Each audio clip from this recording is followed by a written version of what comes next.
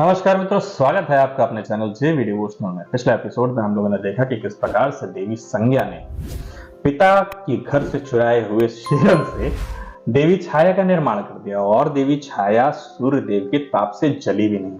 वहां महादेव ने आकर के जब अंत कर दिया तो सूर्य नारायण वापस आया और उन्होंने जब देवी छाया को छुआ था तो उनको कोई प्रभाव नहीं पड़ा। ये देख करके सूर्य नारायण भी आश्चर्यचकित रह गए और उनसे वो रहस्य जानना चाहते थे, लेकिन तभी देवराज इंद्र और देव बृहस्पति वहां पहुंच गए हैं और वो उनसे मीटिंग करने के लिए निकल जाते हैं और वो जो क्वेश्चन रहते हैं वो वहीं स्थिर हो जाते हैं। अच्छा, अब देवी संज्ञा ने छाया को, अपनी छाया यानी देवी छाया को स्पष्ट रूप से कुछ निर्देश दिए।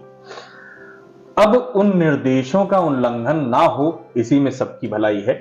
और अगर उल्लंघन होगा, समय चाहता है तो होके ही रहेगा। नियम एंड शर्तें लागू, लेकिन नियति से आगे नहीं। नियति से आगे नहीं, नियति से ऊंचा कोई नहीं सोच सकता। फिलहाल शुरू करते हैं लास्ट पार्ट ऑफ एपिसोड 1।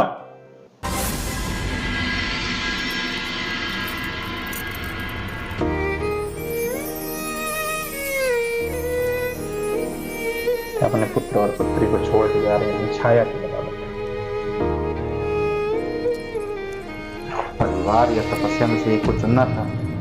परिवार का ध्यान रखने के लिए अपना पृथ्वी को उन्होंने तैयार तो कर दिया ना।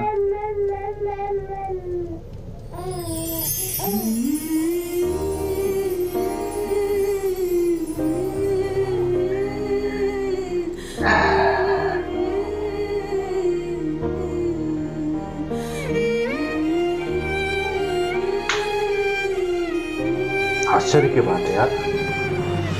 ठीक है, प्रयोग तैयार करना तो, लेकिन वही इमोशन, फीलिंग सब वही है।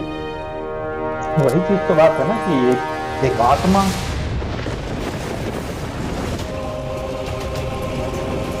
वाह भाई वाह, क्या गुरु शुक्राचार्य का आया है भाई।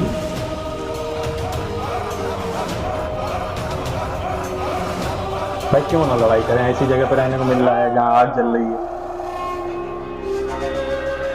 भीड़ देख रहे हैं हम शांत नहीं बैठ सकते। हमें हर परिस्थिति में उस शक्ति को अपना मित्र बनाना होगा, जिससे उन देवताओं को उनकी सीमा में रख सके। हमें सीमा में रखेगी वो शक्ति।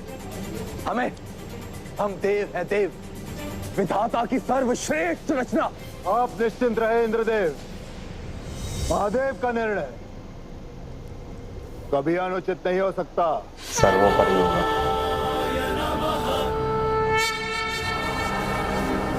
वाह यार, भाई क्या दिखाया यार, दिल खुश हो गया। ना इसका कोई शत्रु होगा, ना कोई मित्र, ना मित्र, ना ये संबंध देखेगी, ना प्रतिबंध। सब इस शक्ति के अधीन रहेंगे। जैसे सूर्यदेव निष्पक्ष होकर समस्त संसार को अपना प्रकाश बांटते हैं, उसी तरह न्याय की अधिकारी इस शक्ति में सूर्यदेव का यह गुण विद्यमान होना अति अनिवार्य है। इसलिए उस शक्ति का सूर्यदेव के घर में जन्म लेना ही उचित होगा। तो प्लानिंग ये है भाई। जब भी ये देखता हूँ सेटअप, मुझे सही में गॉड्स ऑफ इजिप्ट की याद आ ही जाती है।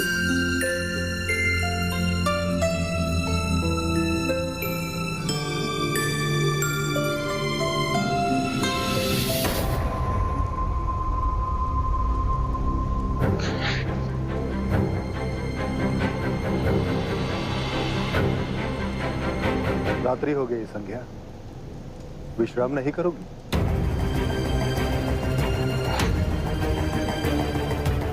यम अभी पूर्ण रूप से सोया नहीं है देव। संध्या, तुम एक माता होने के साथ साथ एक पत्नी भी हो, और अपने पति के लिए भी तुम्हारे कुछ कर्तव्य है।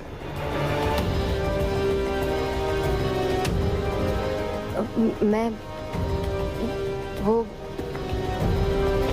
संज्ञा, जब तुम मेरा तेज सहन कर नहीं पाती थी, तब तुम मेरे प्रेम की शीतलता की कामना करती थी। और अब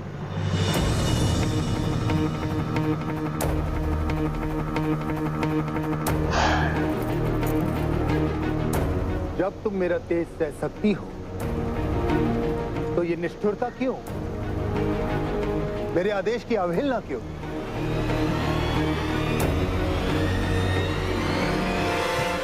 मुझे अपने कक्ष में तुम्हारी उपस्थिति चाहिए।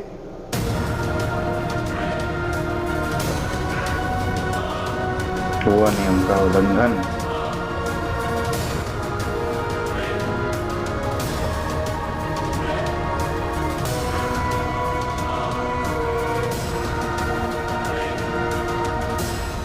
तुम एक माता होने के साथ साथ एक पत्नी भी हो। छाया को वृक्ष से जुड़े रहने का अधिकार है, परंतु अपनी सीमा पार करने की अनुमति नहीं। मुझे अपने कक्ष में तुम्हारी उपस्थिति चाहिए। मेरे पति की छाया से भी दूर रहना, दूर रहना, दूर रहना, दूर रहना, दूर रहना,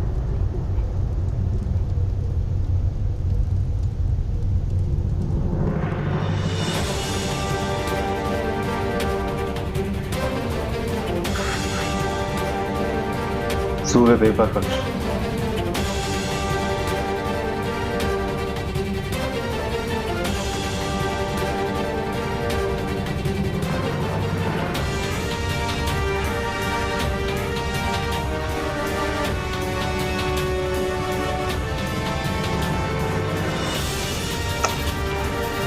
बहुत ही विडंबना।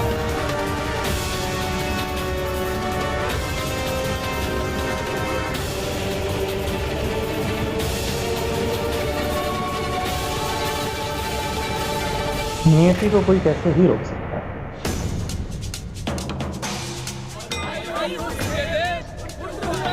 ओहो,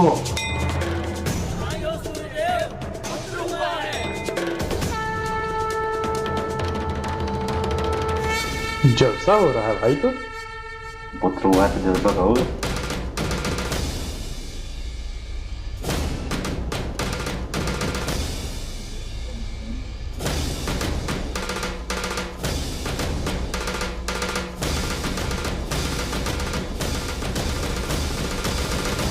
वाह भैया,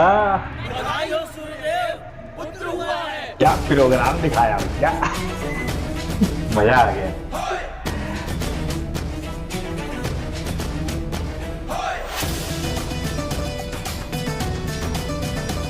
भाई डायरेक्टर ने पैसा बोला।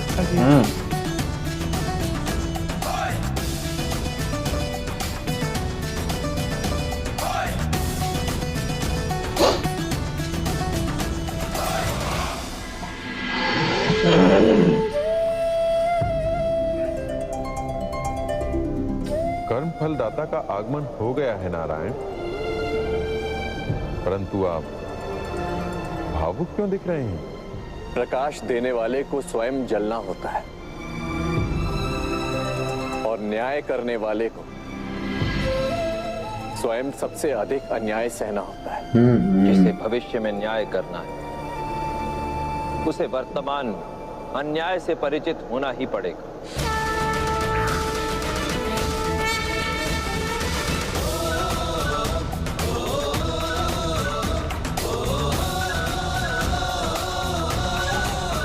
क्या देवी छाया संज्ञा आ जाएंगी क्या? लग तो ऐसा ही रहा है। तो डायरेक्टर पूछना पड़ेगा उन्हें। अनुमान तो लगा ही सकते हैं अभी, अनुमान तो लगा ही सकते हैं। क्या उन्होंने सोचा होगा? स्वयं ईश्वर और डायरेक्टर ही जाने।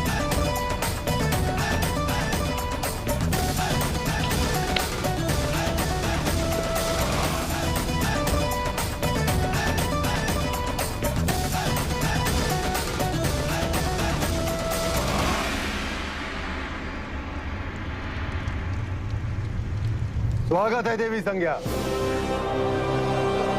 आज मेरी एक और भुजा बढ़ गई है।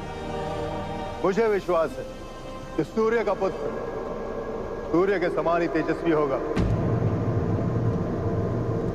सारा संसार उसकी रूप की उपमा देगा।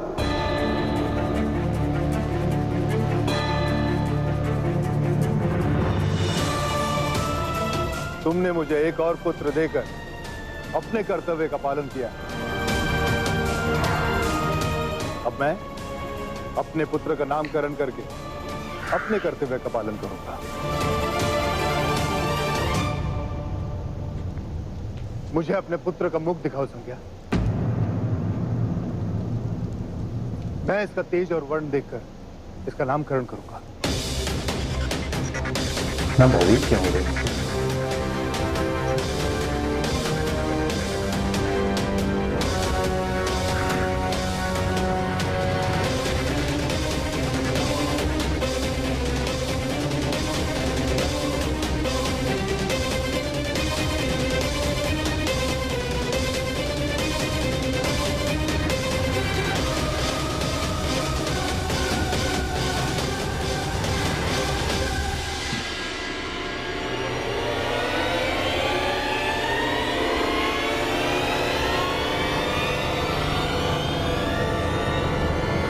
सूर्य को मुस्कान रहा है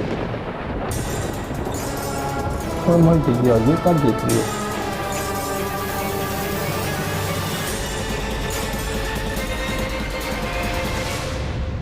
ये मेरा पुत्र नहीं हो सकता।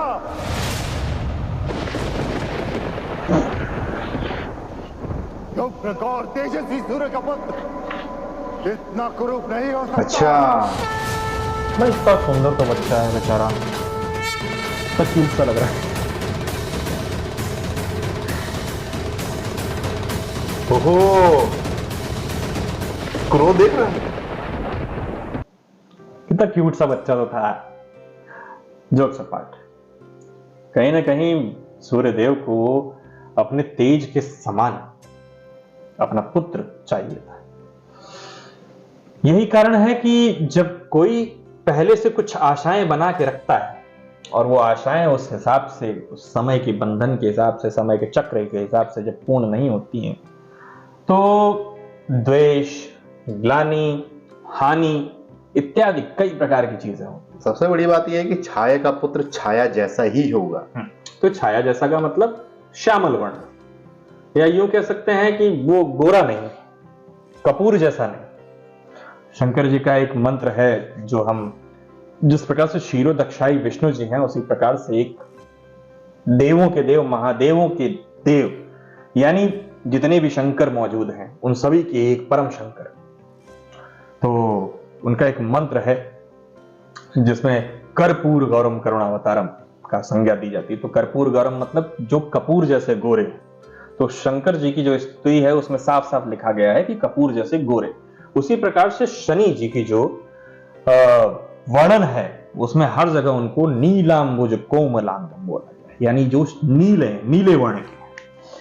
तो फिलहाल इस एपिसोड में हमने ये तो देख लिया कि शनि देव का जन्म हो चुका है और सूर्य देवता उस बात को एक्सेप्ट नहीं कर पाएंगे, क्योंकि वो स्वयं इतने तेजस्वी हैं कि उनको जो पुत्र था वो भी तेजस्वी ही चाहिए। और जिस प्रकार भगवान शिव, भगवान ब्रह्मा, भगवान नारायण तीनों व्याख्या कर रहे हैं कि इनको जीवन जन्म से ही अन्याय सहना पड़ेगा, तभी इनको न्याय करने का सही अर्थ समझ में आएगा कि न्याय क्यों किया जाए, उस न्याय को करने से क्या प्राप्त होगा। एक तरफ एक और चीज देखने को मिल रही है, उधर गुरु शुक्राचार्य, उधर देवराज इंद्र, इन दोनों की जो है मंत्राण ये चल रही है कि जैसे शक्ति का जन्म हो, हाँ, उस शक्ति का जैसे ही जन्म हो वो हम अपने पक्ष में उनको पहले से ले लें। हाँ, तो शुक्राचार्य का तात्पर्य है कि उनको बचाना, उनसे मित्रता रखना, और देवराज इंद्र चाहते हैं कि ऐसी शक्ति का हो ही ना। जबकि भगवान शिव